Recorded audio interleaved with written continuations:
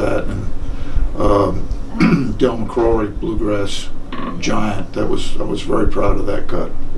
Yeah, when other people do your songs, it's really nice. Wonderful, wonderful. And talking about inspiration, what's with the Shakespeare? I hear about the Shakespeare. What's with the Shakespeare? You know, I went with my wife. You know, like everybody else, I had to read Romeo and Juliet in, you know, high school, and Hamlet in college or something. But it was something that was kind of forced on me that I you know, got my back up against. Excuse me. Mm-hmm. But I went with my wife to see Othello, the Kenneth Branagh production. It had Lawrence Fishburne in it as Othello. And, you know, I was watching it and I'm going, you know, I understand this. I get this. And I'm not only that, but I'm enjoying it.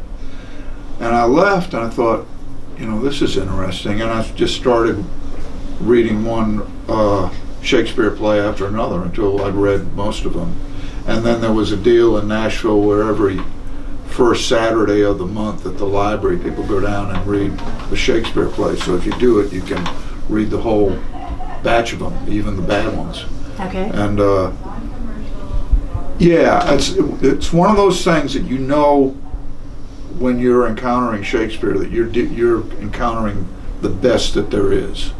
Even if you don't understand it, even if you struggle with the language, you know you're dealing with the, you know, the best that a human being has to offer, and that you just stay with it and you just make little incremental, you know, steps toward understanding. I call it chipping away. Yeah. Chipping away at the understanding of it. Okay. Yeah. Yeah, because the language just, I mean, because it's totally humbling. Yeah. Once you even get through the language, that someone could think of those things and see the universe in that way is just, to me, he's kind of like a literary Albert Einstein. Yeah. That there's no real way to explain how that person.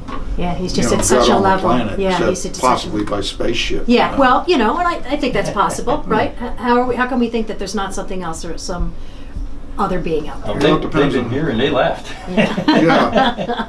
They took one look at us and said, "Yeah, we're out of here. We're out of here." Yeah. Yeah. And you also enjoy sonnets as well, I hear.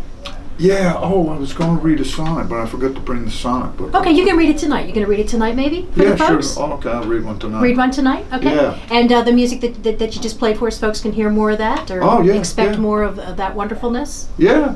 Yeah. Well, yeah. I mean, in my opinion, everything we do is seamlessly beautiful, unless it's not starkly upsetting. No, but you'll laugh, you'll cry. Yeah. If you see one show this season. Yeah. See this one. And that's tonight, right here at Procreativille Media Arts Center, right here, 525 Kumquat, folks. Tickets are still left. And I also hear, do I hear that you do radio or did radio?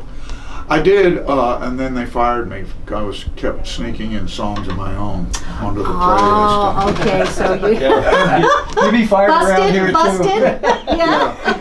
More than one person, I think, here has. So yes, understandably so. You can't play your own music here. But well, then you're kind of crossing some lines, so you gotta keep it in perspective. Okay, I would say, I play a song of mine, and I would say it was done by, and I would pick baseball players from the 1950s. Walt Dropo. Third baseman for the Chicago Mudheads or something. Yeah. That's close, actually. Is it? And baseball, that's the little round one. That's not the big flumpy brown one, right? That's the little round one. Okay, so I got lucky. Yeah. What you got to do? I'd say that don't try to fight it. I've been listening to some of this stuff. We were listening to it in between our songs, and got some good stuff on here. Good music. You're like surprised. Yeah. Well, being at this station, we're volunteers. We know, and we like what we like. But it's a great opportunity to meet folks like yourself that are making wonderful music and that have for a long time. Yeah. But now we get the opportunity. So thank you for doing what you do, because you're bringing it to all of us. Yeah. On Don't Try to Fight It, a big deal on me on that is that I worked with this Canadian guy, Brock Zeman, he produced this album, didn't he? Yeah, he's a songwriter from Canada, and he took an interest in it, which was, made me feel great. And you did it all in Canada, correct? Yeah, okay. Yeah.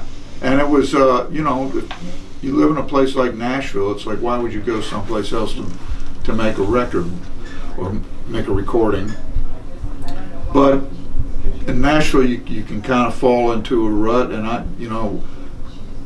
I felt I was falling into a rut, that I needed some kind of Kick in the pants. yeah, some kind of left field insight into what I was doing, and I basically just dropped these songs into Brock's lap. So it's a lot of work that he did, which I'm very grateful for. Hey.